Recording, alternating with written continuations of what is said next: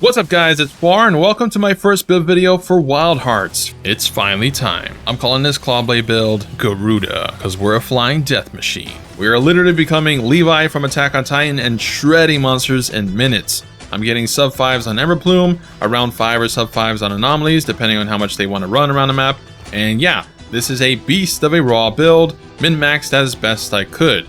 So if you enjoy the build and want more builds, make sure to like and comment on the video. 200 likes and I'll spit out another build for you guys.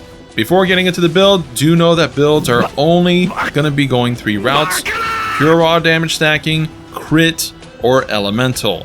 I think raw is the best since you don't have to swap elements, and farming these uber max weapons for each element would be a super pain in the butt, so I don't foresee it being popular with players, and testing damage with that is even more annoying as well, so yeah, raw we go. So now, build time. For the weapon, here is the path. I know, loop-de-loop, but Wildhearts weapon tree allows you to go any direction and inherit skills as you go. Ultimately, you can only fit 5, usually 4 inheritables at max, so this path grabs the key inheritables we want and finally ends on Ember Plume, with these effects attached. It sports 390 raw, the highest raw in the game for Claw, and gives you Part Breaker 30% with aerial damage 5% as the main traits. For subs, we got Aerial Combat, Claw Master, which reduces gauge decay rate to stay hooked on longer, Hooked on Phonics, and Desperation for a big 15% attack boost at the cost of 15% defense reduction. And yes, we can live hits quite well still, even from anomalies. And from Aerial Strike Bust alone, I'm breaking parts super quickly, and thus getting an 18% attack boost from One Stroke Fury. Pretty much the best damage boost you can get.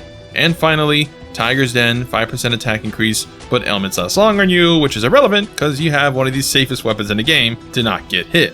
Now, Dragon is technically a little stronger. It gives you 15% defense boost to counteract Desperation, and Hawkeye, but only if you can reliably hit weak points, if that specific wording actually means weak points on a monster and not like elemental weaknesses. I don't know which one it is. But even still, you lose that 30% part break damage, which makes One Stroke harder to activate, so I think Bird is slightly better, or at worst, both are comparable. You would have to change your tree, however, if you wanted to go Dragon. Either way though, as mentioned, this will be really hard to make. Basically, the weapon took several hours to get everything to put it all together, since Ember Beaks or Cobalt Bristles were a pain to get. And because I'll probably get questions, why don't I get this Claw Mastery?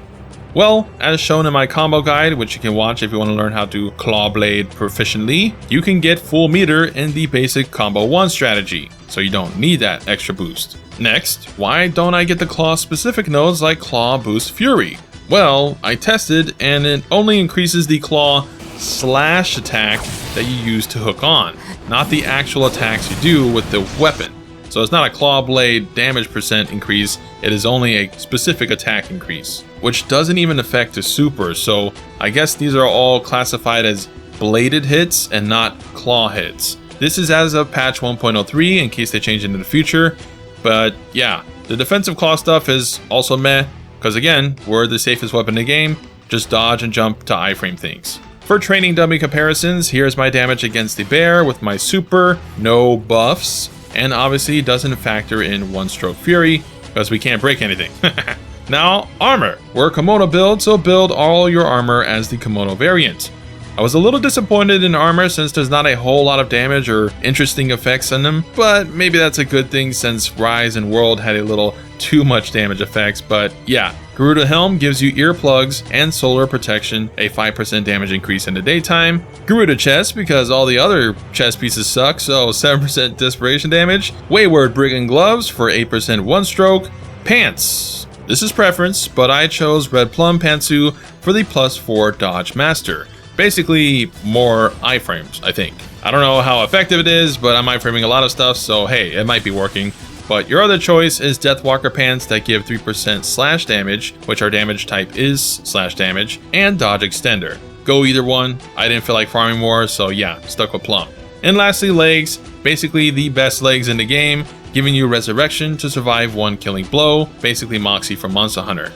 And for builds in the future, don't expect too much changes for armor. There's really not many viable pieces. You either go a Kemono setup or a human setup with little variants. And lastly, talismans. To be honest, it is up to you. I don't know the full list of possible talisman combinations or effects, nor will I farm it all, but yeah, just work with what you got. These are mine getting mostly damaged stuff. I will say put a status effect on your talismans. I like ice as it makes the monster flinch more, but you could put blaze or poison or entangle, so just little extra benefits that proc 1 to 2 times a hunt.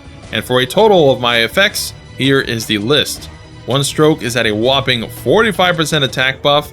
I haven't tested the duration of it since the effects are noticeable, like in say Path of Exile or Neo, where they have timers and stuff like that, but let's assume they last under 10 seconds. If they last like 30 seconds or more, then that's probably broken and could warrant a new build around them. And finally, I get a 25% total desperation attack increase, so yeah, big damage.